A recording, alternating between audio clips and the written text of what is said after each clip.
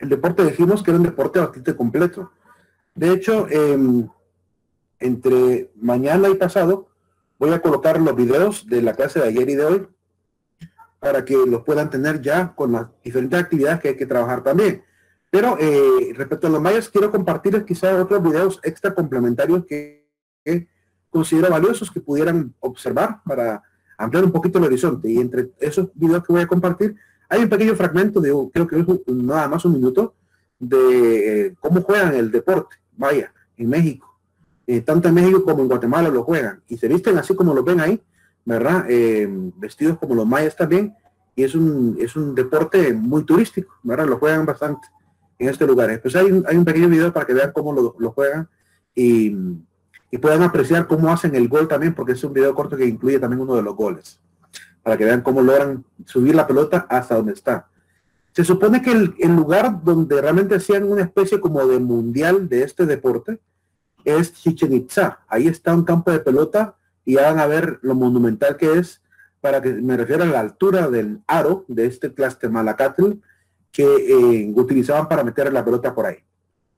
Bien, lo siguiente. La pelota estaba fabricada de caucho, dije el día de ayer. El caucho se hace de manera natural con la savia de esta planta que se llama la planta de hule. Es una savia, la savia se pone a cocinar, ¿verdad? Y se hace una especie de caucho natural y da un buen rebote. Es decir, que sirve bastante para poder utilizarla.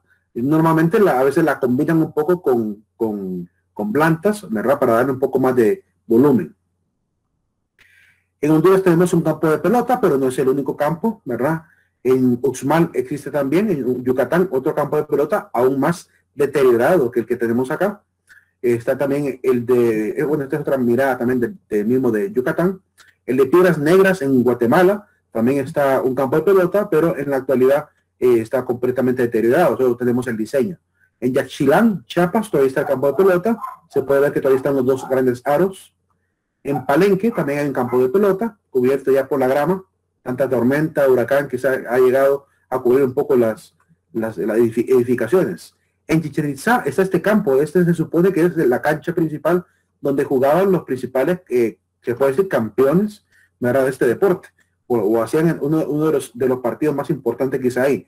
Pero miren la altura a la cual está el aro, ¿verdad? El tamaño de las personas en comparación a la altura del aro, y hasta ahí tenían que hacer llegar la pelota, ¿verdad? No podemos imaginar ni siquiera el nivel de esfuerzo físico para poder hacer un levantamiento de una pelota. Si se imaginan lo que cuesta levantar una pelota para echarla en un aro de básquetbol, pues esto es mucho más alto que un aro de básquetbol, para que se hagan una idea.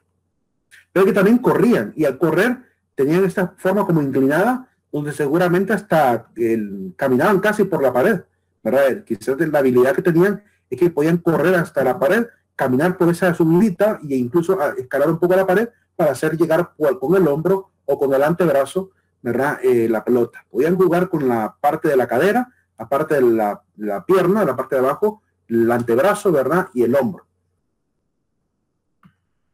Las obras mayas también son parte de su legado y aporte cultural. Normalmente hay muchísimas obras, sobre todo en Yucatán, pero códices, sobre todo, códices que están obviamente algunos traducidos, otros todavía sin traducir, y se exaltan 3 obras mayas, por lo menos en el lado de Yucatán y Guatemala, que son las obras escritas en lengua quiché, en lengua también náhuatl, que son dialectos de la misma lengua maya. La razón 3 obras: el Rabinal Achí, el Popol Vuh, el Chilam Balam. Y quiero explicar un poquito algunas características de estas obras. ¿Cuánto sería tener más tiempo para incluso leer los fragmentos que también normalmente he seleccionado? Pero se los voy a comentar así, parafraseando el contenido de las mismas obras. El Chilam Balam, escrito alrededor del siglo XVI al siglo XVII. No es una obra, por tanto, precolombina. Es una obra que cuenta lo que en la precolombina tenían, pues, con conciencia respecto al papel que juega el profeta, es decir, el sacerdote. Porque el sacerdote es el brujo o es el chilam, ¿verdad? Es la boca de los dioses, por lo cual esta obra son varios libros, son como varias tablillas, ¿verdad? O códices, parecen tablillas, pero son códices en realidad, escritos durante la época colonial por solicitud de los frailes. Son los frailes católicos los que le van a pedir a los indígenas de Guatemala que escriban estas obras en lengua quiché o en lengua, ¿cómo se llama? Náhuatl, para que realmente después ellos se llevan las obras y las van a popularizar. Así que es una obra de origen pues prácticamente colonial. Chilam significa el que es boca y Balam significa jaguar, brujo o mago. Es el libro de la voluntad de los dioses y cuenta normalmente temas sobre religión, folclore, medicina, astronomía e historia maya. Esa es la obra que después va a ser considerada patrimonio internacional. La segunda obra se llama Rabinal Achí. El Rabinal Achí es una obra escrita alrededor del siglo XV, año 1400, ya en la época también de los españoles, finales de 1400, que les van a pedir también que escriban esta historia que contaban de dos reyes que se van a enfrentar, el rey Rabinal Achí y Quiché Achí, que son estos dos reyes que se van a enfrentar por temas quizá de simple orgullo, porque cuando leemos el acto número 1 del Rabinal Achí, vemos al señor, ¿cómo se llama? Al rey Quiché, ¿verdad? Lo vemos insultando al rey del Rabinal, como llamándole a la guerra. Achí es una lengua de origen mayense, ¿verdad? El nombre original es Sayotún, que significa la danza del tambor. Porque el rey que va a ser capturado, ¿verdad? Que es una historia de drama, de pelea entre dos reinos, batalla entre dos príncipes, Rabinal Achí y Quiché Achí, van a hablar también de la destrucción de poblaciones por estas mismas batallas y la captura del rey Quiché, ¿verdad? Entonces el rey Quiché, antes de morir, pide, es por solicitud, que antes de que lo juzguen y lo sometan obviamente a la pena de muerte, la pena capital, que es prácticamente sacrificar a los dioses, le permitan bailar por lo menos al ritmo del tambor. Eso es lo que realmente él pide al final.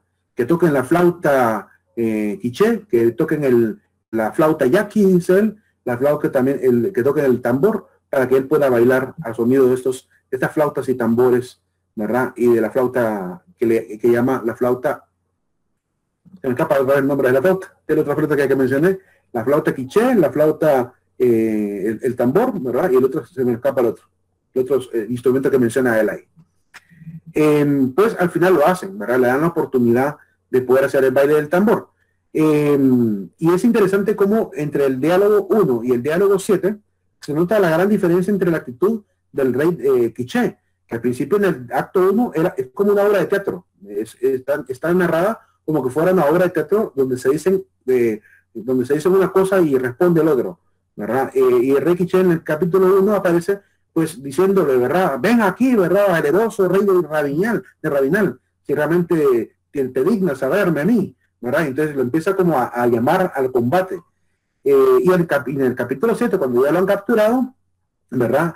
Él en el capítulo 1 había invocado a las flautas y tambores y montañas. Y en el capítulo 7 le está rogando a los flautas, tambores y montañas que por favor lancen su última danza antes de que él pueda, ¿verdad? Perder la vida. Porque realmente lo que dice la narración de lo que mismo está diciendo es que le van a, dice él, antes de que mi cabeza ruede, ¿verdad? Ruede y de giros, dice él, de giros, y llegue donde están los servidores y las servidoras. Entonces él está diciendo esta frase y cuando uno lee esto, pero lo que está narrando realmente lo que va a pasar, que a él le van a sacar el corazón, le van a cortar la cabeza y le van a tirar la cabeza por las gradas del templo para que ruede, ¿verdad? Y llegue donde están los servidores y servidoras, que son los acólitos de los sacerdotes o sacerdotes regulares se le llamaba también, que están abajo preparados para agarrar la cabeza e irla a poner en los altares sacrificiales que están en la parte baja del templo. Entonces, eso es lo que está narrando él. Pareciera muy poético lo que está diciendo, pero en realidad está diciendo que le van a cortar la cabeza. Y al final, pues obviamente se inaugura, dice la obra, en la parte del apartado, se inaugura en su pecho, verá una abertura por el puñal que tienen que meterle para sacar el corazón. Eso es lo que narra la obra del Rabinal Achí. Declarada obra maestra de tradición oral intangible de la humanidad por la UNESCO en el año 2005. Por cierto, traducida al francés por el sacerdote Charles Etienne Brousseau de Bourbourg. Este nombre volveré a mencionar más adelante y ya les diré por qué. Él va a traducir la obra y la va a popularizar en Francia. El Popol Vuh. El Popol Vuh, en la versión de Allen Christensen, que él dice haberlo traducido de la lengua original, yo le pongo dudas si un estadounidense lo habrá hecho, pero dice él que lo tradujo de la lengua original. Él le llamó Popol Vuh, el libro sagrado de los mayas, y su título aparece ahí, dice la espiritualidad, la gran espiritualidad clásica centroamericana traducida del texto original maya. Dice él que son de los textos originales. Popol Vuh en realidad viene de la lengua quiché, que está escrito en esa lengua también. Popol significa pueblo, Vuh significa libro, y es el libro, por tanto, del consejo o de la comunidad. Es un libro que habla de temas como la creación, la civilización y la naturaleza. Normalmente ahí también es emblemático este libro porque ahí se habla de la creación del hombre a partir del maíz. El Popol Vuh, esa es la primera portada que tenía en la lengua española. Voy a acercarla para que podamos verlo. Lo traduce un sacerdote. Se llama, la obra tenía por título lo siguiente: empiezan las historias del origen de los indios de esta provincia de Guatemala, traducido de la lengua quiché en la castellana para más comodidad de los ministros del Santo Evangelio, por el reverendo padre Fray Francisco Jiménez, cura doctrinero, por el Real Patronato del pueblo de Santo Tomás, Coahuila. Y este se supone que es, ¿cómo se llama la portada que tenía originalmente el Popol Vuh? Es de autor desconocido en realidad, pareciera más bien una colección de varias historias, ¿verdad? Aunque llevan en cierta manera un cierto hilo, contando las hazañas de estos dos personajes que ya anticipé, llamados Unapu e Ixbalanqué. Es traducido por Fray Francisco Jiménez, vio quizá en el escrito un valor importante, quizá por el parecido con el libro del Génesis, que aparece obviamente la idea de hasta de un diluvio y toda la historia. Y por esa razón es que tiene una cierta similitud y quizá por eso lo va a cuidar. El escrito de Jiménez estuvo en el convento de Santo Domingo, pero alguien lo sustrajo de ahí, ¿verdad? Y se lo llevó a la Universidad de San Carlos de Borromeo de Guatemala. Y después, el sacerdote francés que ya mencionamos, que es Charles Etienne de Brusseau, va a extraer nuevamente ese escrito, se lo va a llevar obviamente para Europa, lo va a traducir al francés y lo va a inmortalizar con el nombre que actualmente le ha dado Christensen, que leímos anteriormente, que es el nombre de Popol Vuh. Solamente que el título que él le da es el siguiente. Él le pone Popol Vuh, le livre sacré, el émite de l'Antiquité américaine. Me cuesta mucho la R de traer el francés. Dice Popol Vuh, el libro sagrado y los mitos de los antiguos americanos. Ese es el título que él le va a dar a la obra Popol Vuh, y desde este entonces, desde Popol Vuh, se le ha llamado a esa obra así. Así que todos los demás nombres son copia del original en francés de Charles Etienne Brusseau. Por decir Brusseau, casi digo Brasier. Bien, ¿qué narra el Popol Vuh? Nos narra pues la creación, como dijimos, la historia de Unapu e Ixbalanqué, narra la historia de la creación de los hombres del maíz, aunque también, como mencioné, habían también otras creaciones, la creación del hombre de madera y la creación del hombre de barro. Esta similitud también con el Génesis. Es que es hasta extraño encontrar otro libro que hable de hombres creados de barro y que además hubo un diluvio y que está hablando de la creación. Es decir, es un poco extraño, por lo cual eso quizá llamó la atención a los sacerdotes.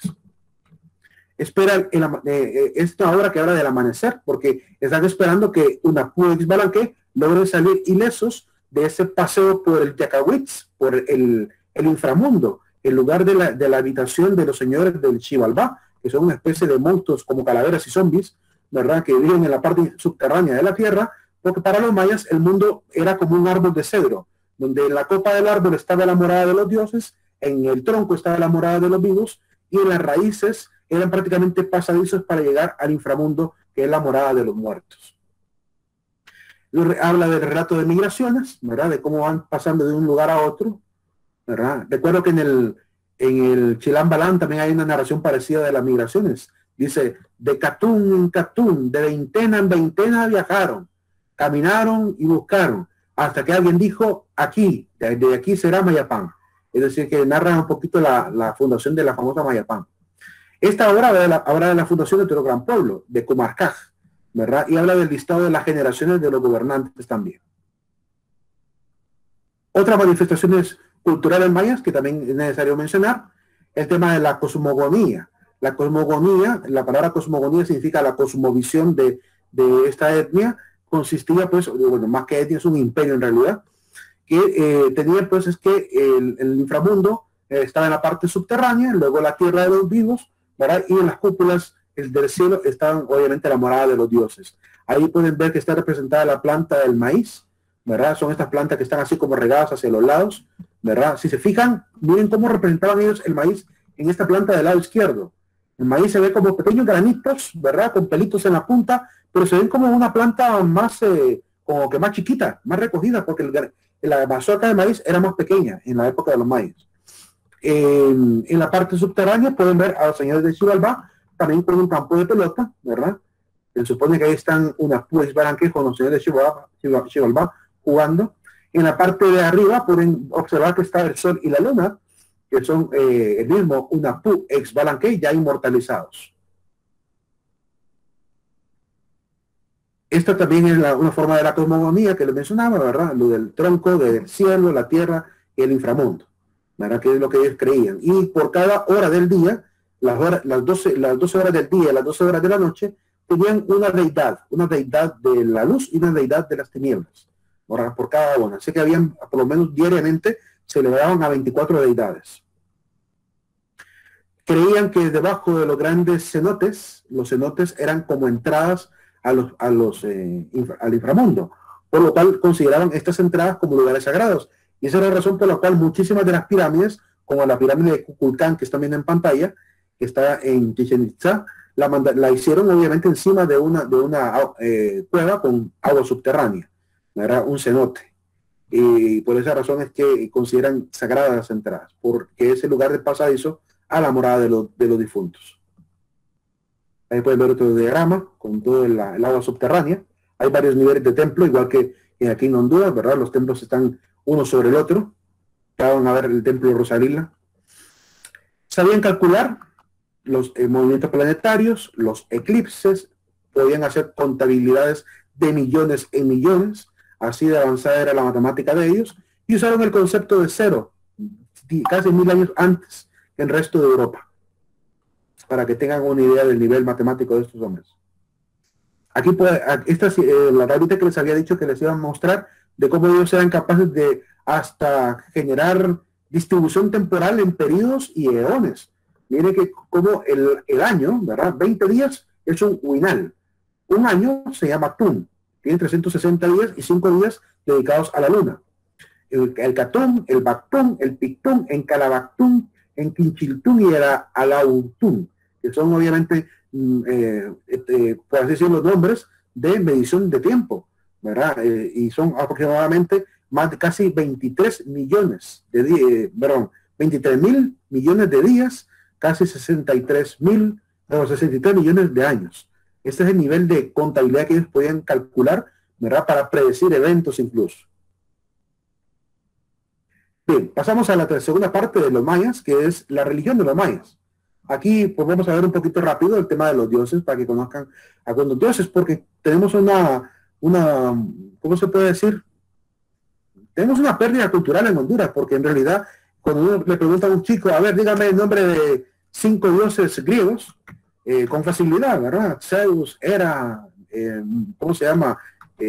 Poseidón, ¿verdad? Ares, con facilidad recordamos los dioses griegos. Pero si le digo, dígame 5 dioses mayas, no se acuerdan de ninguno. Es decir, hemos olvidado por completo la cultura de los mayas, o quizás nunca los habremos escuchado, ¿verdad? Quizás nunca nos habrán enseñado tampoco. Entonces, para que tengamos un poquito de conocimiento de qué dioses tenían y qué tipo de patrocinio ejercía cada dios en su pueblo, veamos lo siguiente.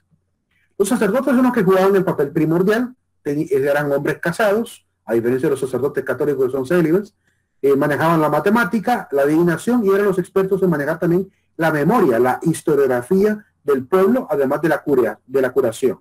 Es decir, que eran expertos en manejar también los datos respecto a los gobernantes. También son los que hacían la medición del tiempo, eran los de la matemática, así que ellos son los que hacían el cálculo de las temporadas buenas y malas para el cultivo. No sé cómo lo habrán hecho, pero descubrieron que la luna jugaba un papel primordial en el tema del cultivo. Es decir, que descubren que este astro que está girando alrededor de la Tierra, ¿verdad?, les trae buenas y malas cosechas. Y hoy sabemos por qué, a qué se debe. Se debe al tema de las mareas y el tema de la atracción que ejerce la luna sobre la Tierra.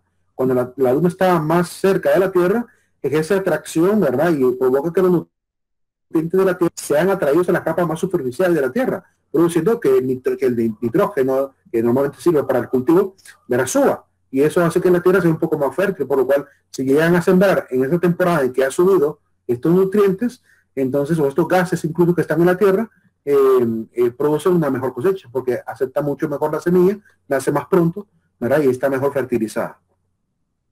Eran politeístas, ¿verdad?, tenían muchas deidades. Aquí hay que mencionar algunos: Itzamá, Ixchel, Tohil, Apuch, Nugucaquix, Juncunapu, Chac, Pahuatún, Quinichajau, Hun-Baz y Hun-Cowen, los dos hermanos, y los otros dos hermanos, Hun-Apu y Xbalanque. Ya voy a mencionar un poquito más de información al respecto de ellos. Eran animalistas, animistas. Creían que existían ánimas, una vez muerta la persona, quedaba flotando el alma, ¿verdad? Andaba divagando por el pueblo. Así que tenían mucho respeto porque sabían que los parientes quedarían por ahí, andarían por ahí rondando, no los podrían ver, pero estarían presentes entre ellos. Eran nahualistas, creían en la posibilidad de dominar animales e incluso convertirse en animales. Es que el nahualismo en Honduras se entiende de dos maneras. La manera como lo entienden los lencas, que es que alguien es capaz de convertirse en animal, y hay otra versión también, que sea por el lado de los chotis, que dice que el nahual es aquel que domina a un animal. Es decir, yo tengo un nahual, yo soy el dueño de un nahual, que yo puedo pedirle a un animal que se me convierta en diferentes animales y los mando a hacer estragos. Digamos, tengo un animal que lo convierto en perro, en chancho, o para lo que yo lo ocupe, ¿verdad? Y lo mando a hacer estragos en una comunidad o a vengarme de un enemigo, ¿verdad? Y la otra versión, que era que manejan los lenguajes, que es esta de transformarse uno mismo. Un brujo se transforma en cerdo, ¿verdad? Como la famosa leyenda que manejan aquí por el lado de la Empira de Intibucá, que dicen que a una mujer que andaba, una chancha que andaba por ahí, ¿verdad? Le metieron un hachazo y al siguiente día encontraron a una bruja que era la que se convertía en cerdo, ¿verdad? Con el hachazo en el cuerpo. Esa es una leyenda que manejan en casi toda América. Eso le iba a comentar, Lee, que en los pueblos se manejan bastante ese tipo de leyendas. Y mucha gente cree en eso de la animista todavía, que piensan que cuando las personas, y ellos dicen que anda el alma en pena, algo así. Y también de eso, de que se convierten en animales por la noche y de día son humanos. Por esa misma razón yo les digo cuando doy clases de religión que tengan paciencia con el catolicismo cuando ocupa las imágenes que pareciera que son ídolos, porque en realidad hay gente que no tiene equilibrio en eso. Si así como tenemos estas supersticiones que no se han perdido a pesar de 500 años después de la colonia, no hemos perdido esa tradición de pensar que hay ánimas flotando, que están en pena, que hay seres que se convierten en animales, que anda el cipitillo, que anda el duende, que anda todo este montón de mitologías que andan en la comunidad. Si eso está tan arraigado, pues entonces consideren que también en el catolicismo la evangelización no ha jugado papel, no ha logrado cambiar totalmente la cultura y todavía sigue arraigada la forma de dar culto a Dios como lo hacen los pueblos autóctonos. En Esquipula, por ejemplo, en Chiquimula, pude observar yo a un padre de familia que fue a Esquipulas, subió a la montañita que se llama el Morolito se llama el Morolito, que hay una pequeña capillita, y se fue a dar culto a Dios como católico, se supone, pero dando vueltas en el círculo alrededor de una llamarada de fuego y rezando el credo, como que fuera un indígena. Es decir, está arraigada la forma de la etnia, todavía sigue las costumbres muy arraigadas en el pueblo. Así que si ven a un católico muy humilde, campesino, que anda haciendo un acto supuestamente de veneración a una imagen, pero pareciera que más bien está adorando, pues en su corazón quizás esté venerando, pero la actitud y la forma como lo hace parece obviamente de adoración. Por eso mismo que está arraigado. Y aunque los sacerdotes les dicen y los educan y les informan cómo es el verdadero trato que hay que dar a las imágenes, ha costado cambiarlo. Tendrá que tener un poco de paciencia, que todavía no ha cambiado la historia. Es decir, seguimos todavía cambiando las antiguas civilizaciones por la nueva civilización. Seguimos educándonos. Hay mucha gente todavía que vive en mucha ignorancia, y entonces, mientras no se vayan educando los padres, también los hijos van a heredar todo eso. Es parte de la cultura misma. Tengamos un poco de paciencia con la historia, que los cambios no se dan de la noche a la mañana, ¿verdad? Para que realmente hayan cambios como debe ser. Por eso la iglesia es un poco paciente con la gente muy humilde, porque sabe que está muy arraigado eso en ellos. Se les dice, se les informa, y a pesar de ello, ¿verdad?, siguen haciéndolo. Pero ya no es culpa de la iglesia, porque la iglesia tiene claro cómo debe ser. Bien, pasamos a la estructura religiosa de los mayas. Tenía una pirámide también, así como está la pirámide social, también está la pirámide religiosa. En el primer lugar está el sumo sacerdote llamado el Adach Uinic. El mismo que está gobernando es el mismo sumo sacerdote, el sacerdote gobernador. Que en realidad, igual como se ve en la película de Apocalipto, el sumo sacerdote gobernante solo estaba ahí sentado, ¿verdad? Y tratando de alabar al Dios desde su gran trono, ¿verdad? Lo que hacían el mayor trabajo eran los siguientes. El sumo sacerdote siguiente, que es el Akimai, que es el que tenía gran sombrerote, ¿verdad?, en la película de Apocalipto. El sacerdote regular, que son otros sacerdotes de menor rango, ¿verdad?, que están colaborando ahí constantemente, llevando y trayendo los esclavos, llevando el incienso, los cuchillos y todo lo que ocupaban, que son los Akin. Habían también sacrificadores, que son los Nacón. Estaban los profetas, que son los Chilam o los Cha'akop, los que hablan en nombre de los dioses, Cha'akop. Y los sacerdotes de menor grado, llamados simplemente Men. Los Men, que son normalmente, más bien tienen la condición de acólitos. Prácticamente eran los acólitos los que ayudaban en el resto de cosas más de menor rango. Esta es la estructura religiosa de los mayas. Yo les recomiendo que vean la película Apocalipsis si no la han visto. Buenísima película. No se la vayan a perder. Búsquenla. Si tienen Netflix o lo que hayan tenido, ¿verdad? O si no, pues me tocará que buscar en YouTube, a ver si está en YouTube, o si no está en YouTube, pues tal vez en alguna página la han subido. Es una película un poquito vieja, entonces seguramente costará conseguirla. Y ver también, si no toca piratearla, desgraciadamente, porque cuesta conseguirla a veces. Pero verla más no es por un afán de lucro, sino por educarse, ¿verdad? Por educación. Vale la pena verla. Qué lamentable, yo sí, algo que sí lamento con esa película, es que lo triste de la película es que quien la produce no es un latinoamericano, no es un guatemalteco, ni mexicano, ni hondureño, es un estadounidense, es Mel Gibson. Es decir, qué poco interés de parte de nuestros gobiernos por hacer ese tipo de películas casi documentales alrededor de la vida de los mayas. Tenemos un déficit en ese lado, ¿verdad? Necesitamos de alguna manera que aparezcan productoras, ¿verdad? Empresas de filmación que saquen proyectos así de Honduras. Si no, ¿cuándo vamos a poder exportar lo que Honduras es, la riqueza cultural que tenemos? Miren cómo en el mundo entero todo el mundo habla de Japón, de Corea del Sur, hablan de los griegos, hablan ahora de los romanos, toda la cultura de ellos se volvió pública para todo el mundo, ¿verdad? Y los hondureños, ¿qué dicen? Que somos el país más corrupto de Centroamérica. Es lo único que hemos exportado para los otros lugares. Y la cocaína que por ratos pasa por aquí también. Los adivinos podían hablar con los difuntos a través de las piedras de obsidiana, ¿verdad? Se supone que en la misma piedra aparecía el espíritu de la persona, ¿verdad? Con la que estaban hablando. Era más o menos como la bola de cristal, por así decir, ¿verdad? Ese papel lo tenía el brujo o el chilam o el achacó, como vimos anteriormente. Tenían dos calendarios, un calendario dedicado al cálculo solar, que era prácticamente el calendario agrícola, y un calendario de 260 días, que era el calendario religioso, llamado el Solkin, el Haab, que es el solar, y el Solkin, que es el religioso, ¿verdad? Que tenía que ver más que todo con el tema de la luna. Tenían los ritos bien calendarizados, tenían 18 meses de 20 días en total, y un guayep de 5 días. Es decir, eran calendarios de 18 meses, 20 días, que son 360, y un guayep de 5 días, es decir, un mes más de 5 días. Mientras que el calendario Solkin, pues lo dividían tenía 13 días cada uno de los meses. Aquí podemos ver el Solkin, 20 meses de 13 días, ¿verdad? Son 260.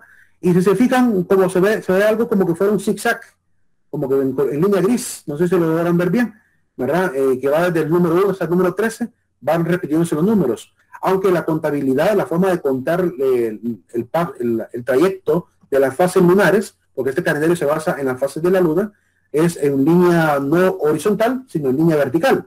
El mes está en línea horizontal, está en 13 días para el lado derecho, pero el trayecto de la fase de la luna está en línea vertical, de 1 hasta el 13. De hecho, si se fijan, voy a ampliarlo un poquito. Voy a señalar, espero que pueda permitírseme señalar aquí, permítame.